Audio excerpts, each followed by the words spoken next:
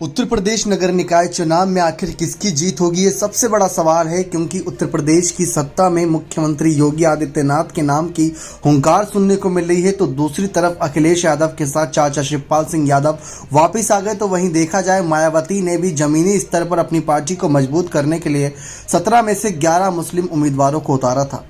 लेकिन अब जिस तरीके से प्रथम चरण के मतदान हुए, उससे पहले प्रचार करने नहीं उतरे थे अखिलेश यादव और मायावती, तो वहीं योगी आदित्यनाथ ने कई ताबड़तोड़ रैलियां करी थी।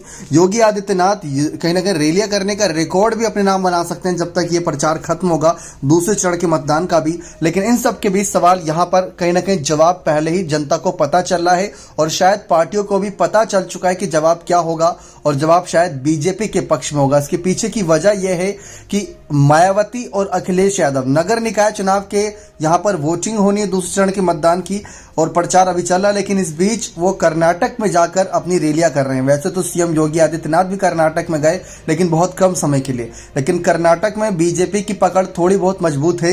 कांग्रेस भले ही सर्वे में जीत रही है, लेकिन बीजेपी भी अच्छी खासी सीटों पर पकड़ बना सकती है। लेकिन मायावती और अखिलेश की पार्टी की पकड़ वहां मजबूत नहीं है, पिछले चुनावों में साफ नजर आया था। लेकिन फिर भी अखिलेश और मायावती का यह दौरा इस बात की ओर इशारा कर रहा है कि लोकसभा चुनाव की तैयारी भी राष्ट्रीय स्तर पर करके हर राज्य में पहुंचकर करना चाह रहे हैं। इसी वजह से नगर निकाय चुनाव के प्रचार से खुद को दूर रखते हुए राष्ट्रीय स्तर तक अपनी पार्टी को कहीं ना कहीं लेकर जाना चाह रहे हैं दोनों ही नेता। जहां पर अखिलेश की तरफ से शिवपाल सिंह यादव उत्तर प्रदेश में कमान संभाले हैं सपा पार्टी की, तो वहीं अखिलेश यादव राष्ट्रीय स्तर पर तैयारियां कर रहे हैं, जहां पर विपक्षी नेताओं से मुलाकात कर रहे हैं और तमाम बड़े नेताओं से। लेकिन नगर निकाय चुनाव के सर्वे में इशारा किया गया था कि बीजेपी की जीत हो सकती है। जी आप सभी को बताएं कि बीजेपी की जीत को लेकर यह दावा किया गया था कि लगभग 45% वोट निकाय चुनाव में बीजेपी को मिल रहे हैं, जबकि 31% वोट जा सकते हैं सपा के खाते में। तो वहीं तीसरे नंबर पर बसपा रह सकती है, जिसके खाते में सिर्फ 8%, और चौथे नंबर पर 7% के साथ कांग्रेस रह सकती है। कांग्रेस के भी किसी बड़े नेता ने यहां पर प्रचार नहीं किया।